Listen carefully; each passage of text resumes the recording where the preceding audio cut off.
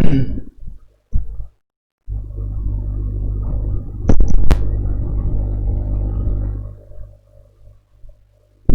दोस्तों, खबर एक्सक्लूसिव खास प्रोग्राम सीधी बात सौरभ के साथ में आप सभी का स्वागत है। आज बात करेंगे हम आतंकवादी गतिविधियों को लेकर के। अब अयोध्या के पास के जिले बलरामपुर से एक आईएसआई के आतंकवादी का मिलना इस बात की ओर इशारा करता है कि अब आतंकियों के निशाने पे कहीं ना कहीं पर अयोध्या है। अयोध्या को लेकर के उनके अंदर एक अजीब सी खुन्नस है, नाराजगी है, जिसकी वजह से वो कोई भी आतंकी गतिविधि करने की मंशा को बना रहे हैं। ऐसी उनकी साजिशें लगातार नाकाम हो रही है और ये जो आतंकी पकड़ा गया है ये एक उल्फ अटैक के मूड में था। उल्फ अटैक किसे कहते हैं वो भी हम आपको बताएंगे। कार्यक्रम के साथ में आप लोग जुड़े रहिएगा और साथ में आपको बताएंगे कि लगातार भारत की ओर से पिछले कई सालों से, जब से अटल बिहारी वाजपेयी की सरकार थी उस वक्त से ये लगातार कहा जा रहा था कि दाऊद इब्राहिम जो है वो पाकिस्तान में ही है। लेकिन आज यूनाइटेड नेशन के सिक्योरिटी काउंसिल ने जो लिस्ट जारी की उसके हिसाब से जो दाऊद इब्राहिम है वो पाकिस्तान में रहता है। पाकिस्तान के कराची में उसका शहर ठिकाना है और इस बात को पाकिस्तान ने भी अब मान लिया है, स्वीकार लिया है, क्योंकि उसके पास में पाकिस्तान की नागरिकता है। तो ये अजीब सी सिचुएशन है, अजीब सी सीन है कि एक तो आतंकवादी पकड़ा जाता है, फिर यूनाइटेड नेशन सिक्योरिटी काउंसिल एक वो जारी करता है, लिस्ट जारी करता है जिसमें 25 आतंकवादियों के नाम होते हैं और उनका पता और ठिकाना होता है। उसके बाद में ये सामने आता है कि दाऊद इब्राहिम जो है वो पाकिस्तान में ही रह रहा है, कराची में। और ऐसा नहीं कि ऐसा पहली बार हुआ है कि जब हमें ये बात पता चली है, लेकिन इस बार पहली बार पाकिस्तान ने इस बात को स्वीकार किया है कि जो दाऊद इब्राहिम है उसके यहाँ रहता है। अब पाकिस्तान का कहना क्या है? पाकिस्तान के जो बड़े बड़े विशेषज्ञ उनका कहना है कि ऐसा नहीं है पाकिस्तान में हाँ दाऊद इब्राहिम की प्रॉपर्टी है लेकिन क्या भारत में नहीं है। तो पाकिस्तानियों को मैं ये बताना चाहता हूं कि दाऊद इब्राहिम महाराष्ट्र में पैदा हुआ, महाराष्ट्र में रत्नागिरी में वहां पैदा हुआ, वहां पे बड़ा यहाँ पे उसकी प्रॉपर्टी होना आम सी बात है। लेकिन पाकिस्तान में उसकी प्रॉपर्टी होना, पाकिस्तान में उसका घर होना, पाकिस्तान में उसकी संपत्ति होना, ये हरगिज ये बर्दाश्त नहीं है। ये समझने वाली बात है कि पाकिस्तान में प्रॉपर्टी क्यों है। अगर मान लिया जो भारत में मुल्क में पैदा हुआ है, जो भारत में पैदा हुआ है, बाद में उसकी संपत्ति है, ठीक है, यहां पर भी काफी देर लगा सरकारों को उसको जब्त करने में, लेकिन ठीक है धीरे धीरे सही, लेकिन दाऊद की प्रॉपर्टी पे किया गया। पाकिस्तान की ओर से जो कहा जा रहा है उस पर भी हम नजर डालेंगे और बात ये भी करेंगे कि जो हिंदुस्तान की ओर से बात कही जा रही है उस पर नजर डालेंगे। पाकिस्तान कह रहा है कि दाऊद इब्राहिम की संपत्ति आपके यहाँ भी है और आपके यहाँ की बॉलीवुड इंडस्ट्री काफी अरसे तक की उन्हीं के इशारे पर चलती रही, उसी के इशारे पर चलती रही, दाऊद के इशारे पर चलती रही। साथ ही आपके यहाँ से कई लोग उसकी प्रॉपर्टी है, आपको पता होने के बावजूद उसकी बहन लंबे समय तक की, लंबे वक्त तक की दाऊद के नेटवर्क को इंडिया में संभालती रही। तो बिल्कुल ये आरोप लग रहा है, तो इसको आरोप को सरकारों को स्वीकारना होगा। वाकई में दाऊद इब्राहिम के यहां से भाग जाने के बाद 92 के मुंबई ब्लास्ट के बाद भाग जाने के बाद भी उसका नेटवर्क उसकी बहन की ओर से चलाया जा रहा था। तो आज ये मामला जब खुला है तो भारत की ओर से काफी हावी है, भारत की ओर से लगातार इस पे बातें कही जा रही हैं, तो हम इसी पे चर्चा करेंगे, इसी बात को आगे बढ़ाएंगे। लेकिन जो यूपी से संदिग्ध आईएसआई का आतंकी अबू यूसुफ पकड़ा गया है, पहले उस पर चर्चा कर लेते हैं। अब बलरामपुर जिला जो कि बेहद ही नेपाल बॉर्डर के करीब है, जिससे वहां से नेपाल से आतंकियों का इसके यहाँ पे प्रवेश करना बहुत आसानी से नेपाली बॉर्डर से एंट्री कर जाते हैं। हथियारों को लेना, हथियारों का मिलना, ये सारी तमाम चीजें उनको आसानी से नेपाल के रास्ते से मुहैया हो जाती है। चूंकि यहाँ पर सिक्योरिटी उतनी ज्यादा टाइट नहीं है, तो इसलिए नेपाल के पास के जिले जैसे कि बलरामपुर हुआ, बहराइच हुआ, सिद्धार्थनगर हुआ, ये सारे आतंकियों के लिए हॉट स्पॉट है। और अब जब अयोध्या में राम मंदिर बनने का काम शुरू हो चुका है, तो ऐसे में अब आतंकियों के निशाने पर अब आ गया है अयोध्या। अयोध्या को लेकर के उनके मन में अजीब मंसूबे हैं और ये लगातार गतिविधि कर रहे हैं। तो आईएसआई का आतंकी जो है वो बलरामपुर के उतरौला तहसील के एक गांव का बताया जा रहा है, जहां पर एक टीम गई है, वहां पे गांव को घेर लिया गया है और वो पूरी जांच कर रही है कि आतंकी फिलहाल पकड़ा दिल्ली से गया है। दौला कुआं में मुठभेड़ हुआ, उसमें पकड़ा गया, उसके बाद में पता चला कि ये बलरामपुर जिले का रहने वाला था। तो अब आतंकियों के ऐसे छोटे छोटे शहरों से पकड़े जाने में, एक वक्त था जब आजमगढ़ से, मऊ से आतंकियों के पकड़े जाने का सिलसिला लगातार मिलता था। तब वहां पे इंडियन मुजाहिदीन के आतंकियों के नेटवर्क काफी सख्त मजबूत मिलते थे। अब जब बलरामपुर से ऐसा पहली बार हुआ होगा कि जब बलरामपुर जैसे जिले से आतंकी पकड़ा गया है। अब आपको हम यहाँ पे एक चीज नोटिस बता दें कि बलरामपुर किस मायने में खास है। बलरामपुर वही जिला है जहां से भारतीय जनता पार्टी के पहले प्रधानमंत्री अटल बिहारी वाजपेयी ने अपना पहला लोकसभा चुनाव जीता था। वो बलरामपुर जिला लोकसभा सीट से जीते थे। बलरामपुर के मायने इसलिए ज्यादा हैं क्योंकि बलरामपुर बॉर्डर के बेहद करीब है, तराई का इलाका है और यहाँ पर गन्ने की खेती काफी ज्यादा होती है।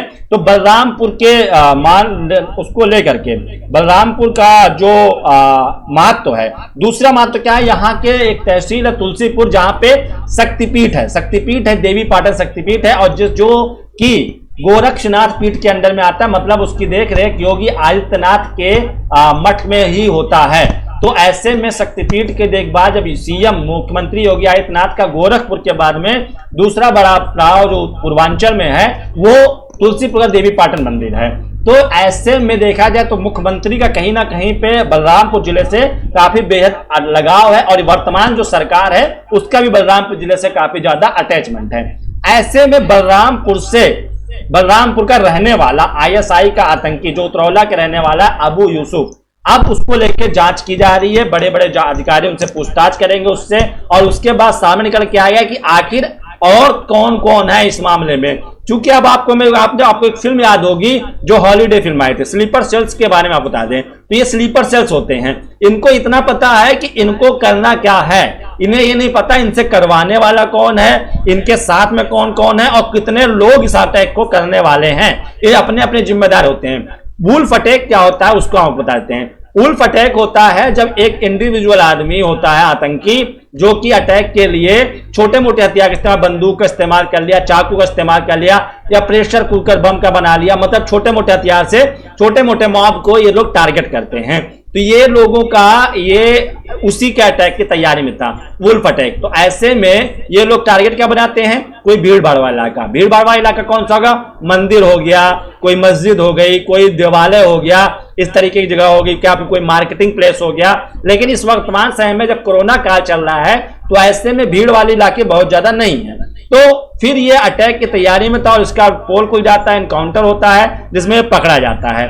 अब इससे जब पूछताछ होगी तो आपको एक चीज बहुत जानने वाली बात यह है कि इसको वाकई में खुद भी नहीं पता होगा कि इसे कहां से किसने कहा और ये किसके साथ और कितने लोग थे, इसको कोई भी जानकारी नहीं होती है। ये स्लीपर सेल्स होते हैं जिनका नेटवर्क किसी बहुत लंबे चौड़े नेटवर्क से जुड़ा होता है, जिनको ऑर्डर कोई और देता है, उससे ऊपर कोई और देता है और ये बहुत बड़ा नेटवर्क होता है और एक दूसरे को जानते भी नहीं है। और ऐसे mobile number, internet mobile number से इस्तेमाल किया जाता है जो लगातार फ्लक्चुएट होते रहते हैं, जिनको कहीं से पकड़ना भी बहुत मुश्किल होता है। तो अब ये बलरामपुर से आतंकी पकड़ा गया है, इससे पूछताछ की जा रही है और जल्द ही मुझे लगता है कि जो उसे पता होगा वो बताया जाएगा। और एक टीम, आर्मी की एक टीम वहां भी पहुंच चुकी है बलरामपुर के उतरौला में, जहां पर वो भी ये जांच कर रही है, पता कर रही है कि आखिर ये मामला सब कुछ कहां से किया गया, कैसे किया हुआ, कहां से एंट्री किया, क्या वो वहीं पे रहता है, क्या और लोग भी उसके साथ ही वहां आसपास के इलाकों में रहते हैं। ये सारी चीजें जांच का विषय है, इसके बाद सामने आएगा। अब जो खबर सबसे बड़ी खबर है, खबर यह है कि लगातार भारत की ओर से लगातार ये कहा जाता था कि दाऊद इब्राहिम ने यहां पे मुंबई ब्लास्ट करने के बाद वो भाग गया और वो इसके बाद से लगातार दुबई के बाद पाकिस्तान में ही रह रहा है, क्योंकि उसकी सुरक्षा की जिम्मेदारी ऐसे ही कुछ देश है जो ले सकते। दुबई से जब हमारी दोस्ती हो गई तो शायद दुबई में उसका रहना मुश्किल था, तो अब वो पाकिस्तान में रहता है। तो पाकिस्तान में रहता है, इस बात की ग्रेच्युटी इसलिए हो गई है क्योंकि पाकिस्तान की नागरिकता, वहां की जो नेशनल आइडेंटिफिकेशन कार्ड होती है वो भी दाऊद इब्राहिम के नाम से इशू है। ऐसे में वहां के जो रक्षा विशेषज्ञ हैं, जो समाज सेवी हैं, उनका यह कहना है कि प्रॉपर्टी होना तो कोई गलत बात है नहीं, प्रॉपर्टी हो सकती है दाऊद इब्राहिम की, लेकिन दाऊद इब्राहिम यहां रहता है, इस बात को कैसे कहेंगे आपने कुछ किया, आपके अभी कई लोगों के कनेक्शन निकले कि आप लोगों ने कुछ किया। तो जवाब यह है पाकिस्तानियों को, पाकिस्तान को, कि देखिए लगातार ये बात जब कही जाती भारत की ओर से और आपकी ओर से मनाही की जाती है, उसके बाद में जब ऐसी तस्वीरें सामने आती है, जब आपको इंटरनेशनल लेवल पे आपकी पोल खुलती है तो आप पागल हो जाते हैं। आप जो बातें कहते हैं वो बेहद ही ऐसा लगता है कोई बच्चा तर्क दे रहा हो। तो कुतर्क की बात हो गई। जो 26/11 आतंकी हमले का मास्टरमाइंड था लखवी, वो भी इनके कराची में छुपा हुआ है। कराची इस्लामाबाद में ये लोग रहते हैं, तो एक तरीके से वहां के नागरिक हैं और पाकिस्तानियों के लिए ये वहां के उनके सुपर हीरोज हैं। तो ये लोग उनको सुपर हीरो, परवेज मुशर्रफ से जब वाजपेयी साहब ने कहा था कि आप यहाँ छुपे, तो उन्होंने कहा ये तो हमारे यहाँ के नागरिक हैं, हमारे यहाँ के सुपर हीरोज हैं, अच्छा काम करते हैं, बढ़िया लोग हैं। तो ये सारी बातें हैं ऐसा। लेकिन आतंक को पनाह देने का और आतंकी गतिविधियों में लिप्त होने का पाकिस्तान का पोल लगातार खुलता रहा है और लगातार ये बात सामने आती रही है। तो हम इस खबर को लेकर के पाकिस्तान को लगातार ये बात कह रहे हैं कि उसमें ऐसी चीजें आती रही हैं। अब आपको हम बता देते हैं सबसे हाईलाइटेड मामला, जिस मुद्दे को लेकर के इस समय में तमाम मीडिया संस्थान, बड़े बड़े संस्थान आपसी लड़ाई में लगे पड़े हैं। मामला है एक एक्टर के आत्महत्या का। 14 जून को बॉलीवुड का एक अभिनेता अचानक से आत्महत्या कर लेता है।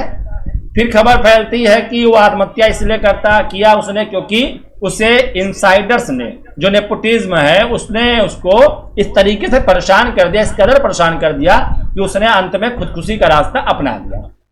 इस मामले पर जांच चल रही होती, मुंबई पुलिस बिना FIR के इस मामले पर जांच कर रही होती है।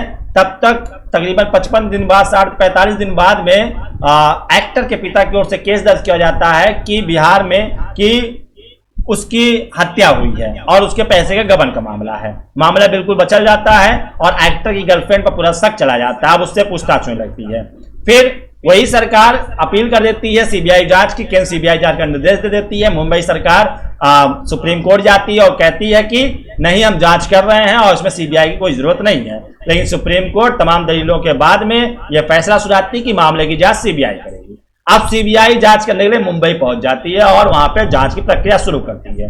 पहले दिन पूछताछ करती है उससे जिसने उस दिन उस एक्टर को जूस पिलाया था। तो आप लोग समझ गए होंगे, मैंने अभी तक की काफी देर तक की मैंने उस एक्टर का नाम नहीं लिया, तो आप लोग समझ गए होंगे मैं किसकी बात कर रहा हूं। दरअसल मैं बात कर रहा हूं बिहार में जन्मे और बॉलीवुड में अच्छा काम कर रहे अभिनेता सुशांत सिंह राजपूत की। सुशांत सिंह राजपूत बेहतर तरीके से एक्टिंग में अच्छा कदम बढ़ा रहे थे, अच्छी फिल्में आ रही थी और अच्छे राह पर जा रहे थे और हो सकता था भविष्य में सुपरस्टार के तौर पर उभर कर सामने आते। लेकिन ऐसा क्या हुआ, 13 जून की रात को जो 14 जून की सुबह उनकी बॉडी तथाकथित पंखे पर लटका हुआ पाया गया, क्योंकि पंखे पर लटकते हुए किसी ने भी उनके शव को नहीं देखा था। तो यहां पे सवाल यह होता है कि जब पंखे पे आज के समय में, आज हाईटेक समय में जब कोई भी चीजें घटना होती है, लोगों का मोबाइल सामने निकलता है और लोग उसकी तस्वीरें खींचने लगते हैं। ऐसे समय में सुशांत के 4 स्टाफ वहां पे थे, वो पहुंचते हैं और कोई भी तस्वीर नहीं खींचता, फोटो नहीं खींचता है कि ऐसा मामला, जबकि एक एक्टर के सुसाइड का मामला और तस्वीरें होनी चाहिए। तो फिलहाल पंखे से लटके हुए उसकी तस्वीर किसी के पास नहीं, बेड पर लेटा हुआ उसका शव का तस्वीर मिला था। उसके बाद में ताला, उसके कमरे का रूम का लॉक बंद था। अब सवाल यह है, कहा यह जाता रहा है कि सुशांत सिंह राजपूत के जो कुक था, जो उसके सर्वेंट थे, वो हर 1 घंटे पौने घंटे में जा करके उसको पूछते रहते, जूस के लिए या तमाम चीजों के लिए उससे पूछते रहते थे। तो उस दिन आखिर क्यों नहीं गए और काफी देर के बाद में उसी घर में वो सुसाइड कर लेता है और अंदर पहुंचते हैं। और पहले कहा गया कि दरवाजा तोड़ के घुसे, दूसरा कहा गया नहीं, उसके लिए चाबी बनवाई गई और चाबी खोल करके घुसा गया। तो ये सारी बातें सामने आ रही हैं। तो इस मामले में 13 जून की रात और उससे पहले तकरीबन 1 हफ्ते पहले 8 जून की रात भी काफी 8 जून की रात हम क्यों कह रहे हैं? 8 जून की रात समझिए, 8 जून की रात वो रात है जिस वक्त सुशांत की एक्स मैनेजर दिशा सालियान ने आत्महत्या कर ली थी। 8 जून का ही एक चैट अब सोशल मीडिया पे लगातार आया है, मीडिया के सामने आया है, जिसमें रिया चक्रवर्ती महेश भट्ट जो कि निर्देशक हैं उनसे बात कर रहे हैं और उनके बातचीत के लहजे से लग रहा है कि वो दोनों एक दूसरे से काफी कंफर्ट है। और महेश भट्ट, रिया चक्रवर्ती उनको बताती हैं कि अब वो घर छोड़कर जा रही हैं सुशांत का। तो महेश भट्ट कहते हैं ठीक है, लेकिन अब दोबारा मुड़कर वापस मत देखना, आगे खुश रहना, तुम एक बहादुर लड़की हो, बहादुरी से आगे बढ़ो। तो इस चैट का क्या मतलब है? और महेश भट्ट और रिया चक्रवर्ती की जो तस्वीरें सामने आ रही हैं उसके बाद में ये पूछना लाजमी होता है, जो हमारे पेज का हमने जो इस मुहिम शुरू की है और ये हम जानना चाहते हैं कि आखिर महेश भट्ट और रिया चक्रवर्ती के बीच का ये रिश्ता क्या कहलाता है। आखिर अगर सुशांत की वो गर्लफ्रेंड थी, सुशांत के साथ उनके रिश्ते 2 सालों से चल रहे थे, तो महेश भट्ट के साथ में इस तरह की चैटिंग का क्या मतलब है। तो सुशांत, रिया चक्रवर्ती, महेश भट्ट, दिशा सालियान, इन सभी के बीच का रिश्ता क्या कहलाता है। ये सवाल खबर एक्सक्लूसिव अपने दर्शकों से, लोगों से, और जो भी इसका जवाब देना चाहता है वो बताए, वो कहे, ये बताए, इस बात को साफ करे कि आखिर सुशांत के साथ में लिव इन में रहते हुए और महेश भट्ट के साथ इतनी करीबियां कैसे हुई। महेश भट्ट के साथ उन्होंने हाल फिलहाल में एक फिल्म की थी, फिल्म का नाम था जलेबी। जलेबी फिल्म के बाद में महेश भट्ट और रिया चक्रवर्ती की काफी क्लोजनेस की फोटो देखी गई, तस्वीरें देखी गई। तो अब क्या इसके बीच में इसका खुलासा जल्द होगा, क्योंकि अब सीबीआई लगी है, सीबीआई इस मामले में भी जांच कर रही है। तो सुशांत सिंह राजपूत के मामले में अभी जो हाल फिलहाल में सबसे बड़ी खबर सामने आई है, खबर यह है कि उनके पड़ोसी ने एक बात कही है। पड़ोसी ने कहा कि 13 जून की रात को सुशांत के कमरे की लाइट बंद थी, जबकि ऐसा पहले कभी नहीं हुआ करता था। तो इसका ये रहस्य इतना गहराता जा रहा है। अब आपको हम बता दें, आप लोग सोच रहे होंगे काफी लंबे समय से सुशांत का मामला चलता जा रहा है, लेकिन इस मसले पर आखिर नतीजा क्यों नहीं आ रहा और इतना जल्दी क्यों नहीं आ रहा है। तो आपको एक मामला याद होगा, जेसिका लाल मर्डर केस। जेसिका लाल मर्डर केस के तकरीबन काफी सालों बाद में आपके साथ चित्रा त्रिपाठी इस वक्त सबसे बड़ी खबर लगातार आज तक आप तक पहुंचा रहे हैं। आपको बता दें इतने 300 गवाहों के बाद में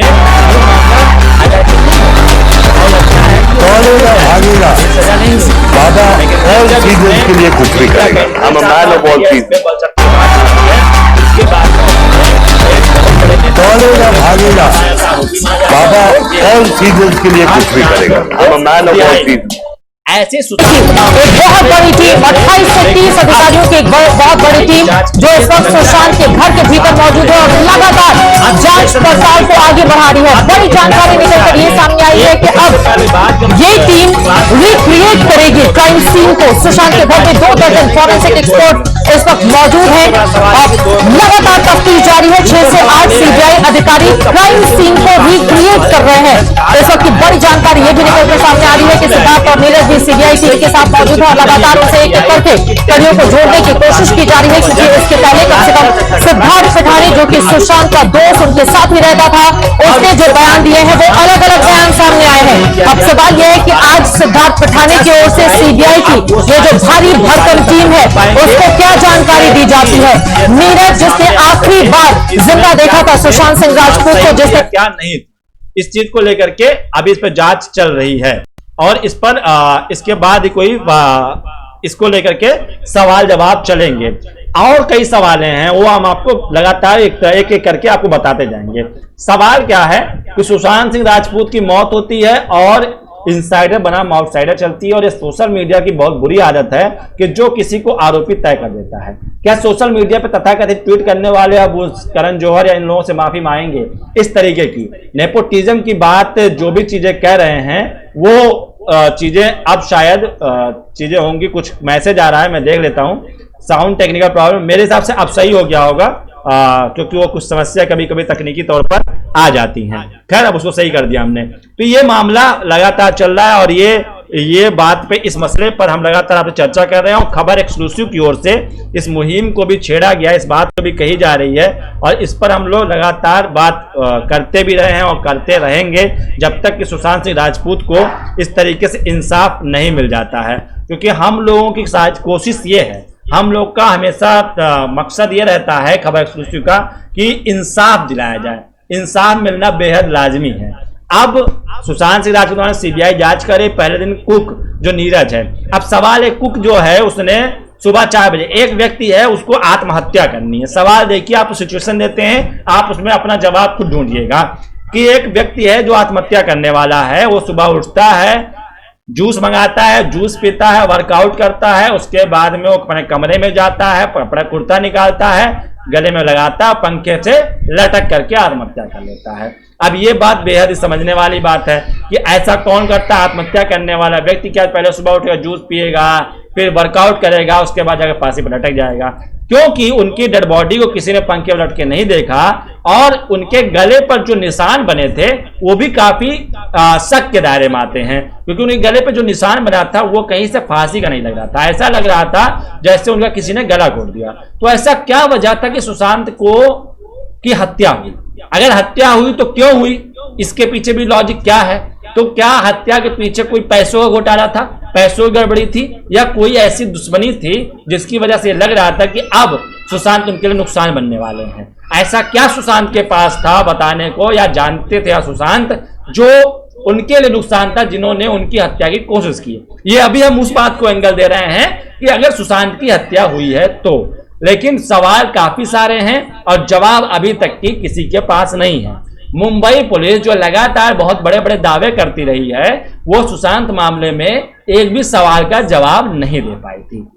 और ये कहीं ना कहीं पे जो बातें मीडिया संस्थानों से उठाए गए, पत्रकारों की ओर से उठाए गए, वो बात में कहीं ना कहीं पर कुछ ना कुछ वजह थी, जिसकी वजह से इसमें सीबीआई जांच लगाई गई। क्योंकि सवालों के जवाब जब नहीं मिल रहे थे तो ऐसे में बेहद अहम हो गया था कि आखिर सुशांत की आत्महत्या या हत्या, इसका जवाब दिया जाए। क्योंकि जब दिशा सालियान ने 8 जून को आत्महत्या किया, उस दिन के बाद 2 दिन बाद दिशा सालियान का पोस्टमार्टम होता है, और सुशांत का जब पोस्टमार्टम करने के लिए डेड बॉडी ले जाई जाती है तो उस वक्त 2 एम्बुलेंस आती है। ये भी बड़े सारे सवाल हैं। अब पोस्टमार्टम रिपोर्ट की सत्यता की जांच भी सीबीआई करेगी कि उसमें सत्यता कितनी है, सच्ची रिपोर्ट है या उसमें कुछ भी दिक्कत हो सकती है। तो सुशांत के पास ऐसा क्या था, बॉलीवुड का ऐसा कौन सा राज था, या उनके ऐसे पैसे के कौन से घोटाले कर रहे थे लोग जिससे उनको इतनी सारी समस्याएं थी? और दिशा सालियान जो उनकी एक्स मैनेजर थी, ठीक 1 हफ्ते पहले उनका आत्महत्या कर लेना और उसके बाद में सुशांत की आत्महत्या करने के बीच में क्या कनेक्शन था, इसकी भी जांच होनी चाहिए। इस पर भी नजर सीबीआई पड़ी है। सीबीआई की 16 सदस्यीय टीम इस मामले में जांच कर रही है। अब आपको हम एक चीज बता दें, सीबीआई को लेकर के जो आज पूरे देश में इतना भरोसा कायम है, जो पूरे नेता खुश हैं, काफी सारे लोग खुश हैं और बॉलीवुड खुश है, तमाम आम जनता खुश है। लेकिन आपको याद करना चाहिए, इसी सीबीआई को कभी कोई सरकार का तोता कहता था।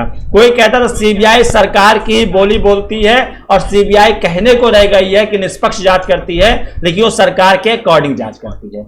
आज उसी सीबीआई पर लोगों को बहुत ज्यादा भरोसा है, तो बिल्कुल अच्छी बात है। लेकिन अपने हिसाब से तथ्यों को मरोड़ना, तथ्यों को पेश करना, इससे मीडिया वाले जैसे अपने आप को बचा नहीं पा रहे हैं। कम से कम आप अपने आप को बचाइए। उसी सीबीआई पे आरोप लगाते हैं, आज सीबीआई को आपके जांच पर भरोसा, आपको लगता है इंसाफ होगा। वही तेजस्वी यादव, वही विपक्ष के नेता, वही अखिलेश यादव, वही मायावती, वही सारे विपक्ष के नेता कह रहे हैं कि अब इंसाफ होगा क्योंकि सीबीआई जांच हो रही है। तो बिल्कुल अहम बात, सीबीआई हमेशा से निष्पक्ष थी, आज भी निष्पक्ष है, और इसको लेकर सवाल जो खड़े कर देते हैं आज उनके सवालों पर बंटा लग गया, क्योंकि जब पुलिस नहीं कर पा रही जांच तो सीबीआई के पास ही जाना उनके लिए विकल्प बचा।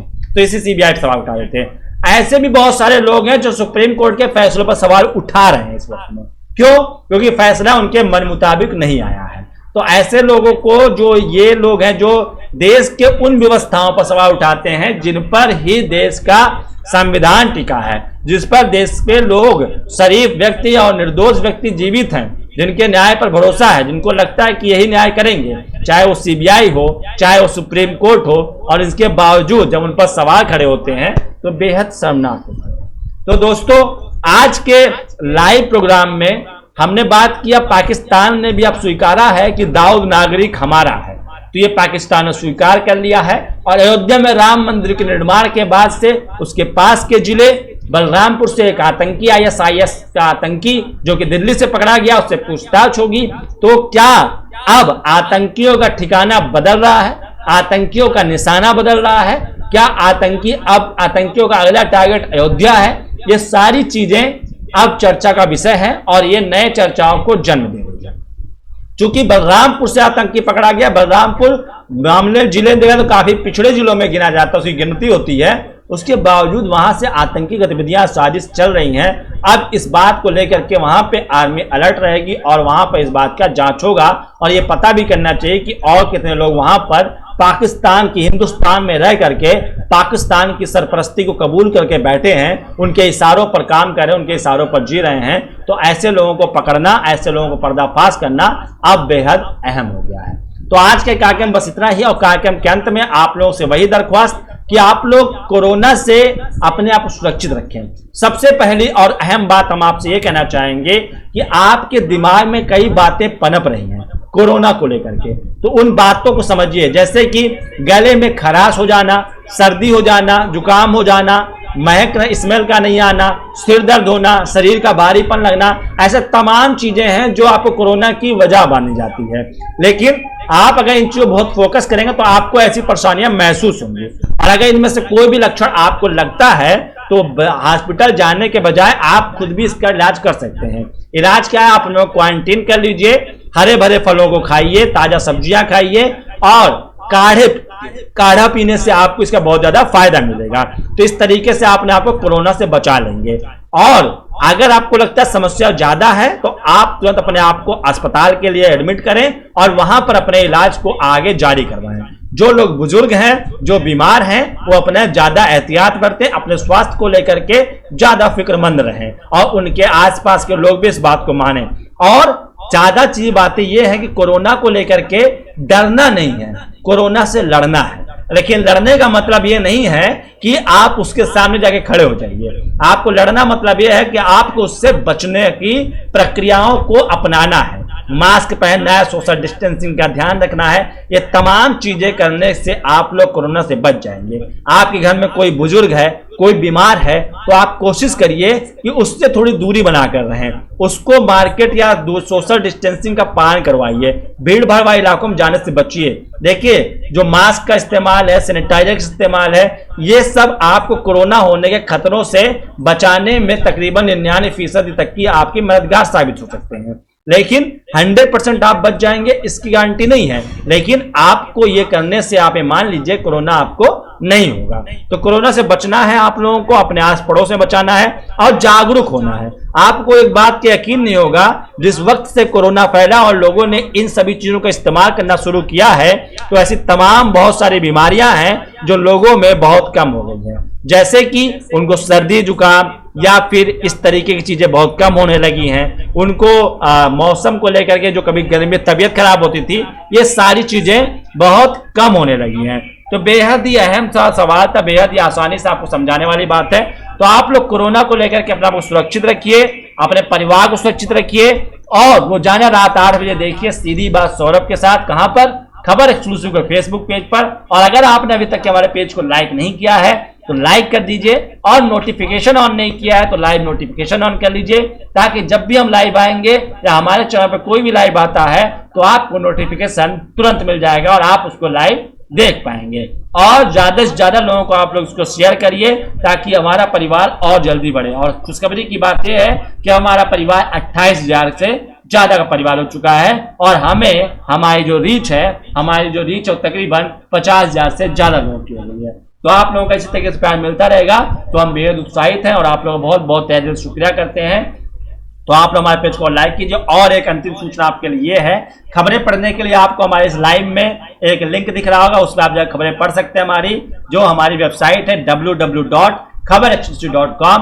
और एक बड़ी खबर यह है कि हम जल्द ही खबर एक्सक्लूसिव का एप्लीकेशन आने वाला है। तो अब आपके पास आपके इलाके का लोकल की सारी खबरें आपके हाथ में वन टच पर होगी, आपके एप्लीकेशन पे, जिसका नाम होगा खबर एक्सक्लूसिव का एप्लीकेशन आ रहा है। तो आपके एक क्लिक पर आपके सामने सारी खबरें, आपके आसपास की खबरें, ब्रेकिंग्स, मुद्दे, सारी चीजें आपके सामने होगा। और ये सीधी बात भी आपको आपके एप्लीकेशन पर डायरेक्ट मोबाइल पे देखने को मिलेगा। तो इसमें आपको अब इस पर जल्दी ही आपको एप्लीकेशन की लिंक भी आपको जल्द ही मिल जाएगा। तो आज का कार्यक्रम कैसा लगा आप लोग कमेंट में बताइएगा। अच्छा लगा तो अच्छा बताइए, बुरा लगा तो बुरा बताइए, जैसा भी बताइए। और साथ में यही कार्यक्रम यहाँ के बाद में हमारे यूट्यूब चैनल खबर एक्सक्लूसिव पे भी अपलोड होता है, तो आप लोग वहां पर भी देख सकते हैं, वहां पर भी देखिए और कमेंट में कीजिए और क्या चीजें हो सकती है वो भी बताइए। और बहुत जल्द ही हम लोग यूट्यूब पर आपके साथ लाइव जुड़ेंगे, यूट्यूब पर भी हम अपने साथ में अपने दर्शकों के साथ जुड़ेंगे, वहां पे भी आप लोगों का काफी प्यार मिल रहा है। आप लोगों की इसी प्यार और मोहब्बत की वजह से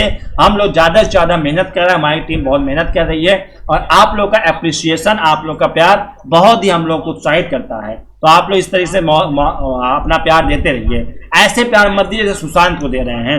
क्योंकि सुशांत के मरने के बाद जो प्यार मोहब्बत आप लोग दे रहे हैं, शायद जीते जी देते तो उनको ये ज्यादा ही अहम होता। तो आप दीजिए, आपको अगर लगता है हम अच्छा प्यार कर रहे हैं तो आप लोग हमें अच्छा लाइक दीजिए, अच्छा व्यूज दीजिए, ताकि हमारे अंदर उत्साह बनती है, हमारी टीम आपके लिए और बेहतर से बेहतरीन करने की कोशिश करती है। तो आज हमने आपसे सामने रखा कि पाकिस्तान ने भी अब स्वीकारा है दाऊद नागरिक हमारा है। उसके साथ में हमने बात किया आपके साथ में बलरामपुर के रहने वाले ISI आतंकी का, जो कि दिल्ली से पकड़ा गया, जो कि उल्फ अटैक के साजिश में था।